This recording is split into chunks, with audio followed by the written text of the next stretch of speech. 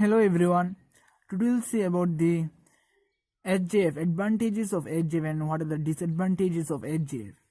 See, in a previous video we have seen about shortage job first, non-preemptive scheduling algorithm, means how to find out completion time, arrival time, means completion time, turnaround time and waiting time. Today we'll see what are the advantages and disadvantages of SJF. See, what are the advantages of SJF?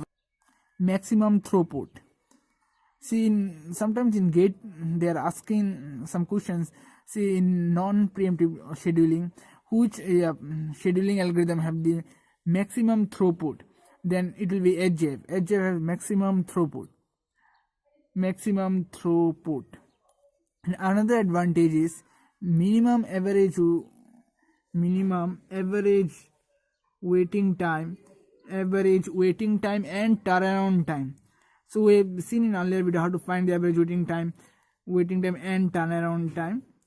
So SJF is very good, means it is very best to implementation algorithm, because we are getting maximum throughput and we are getting minimum average waiting time and average turnaround time. Now see what are the disadvantages of SJF. See, everything has some advantages and disadvantages. So we've seen the advantage, now is the disadvantage of SJF. The first disadvantage of SJF is, see, starvation to longer jobs.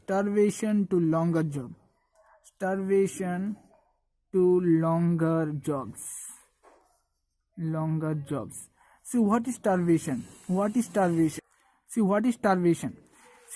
See, for example, see, here are process P1, process P2 and process P3. See, process P1 burst time is 20 and process P2 is 5 and process P3 is 3. See, now when it will come, see, it is burst time, not arrival time.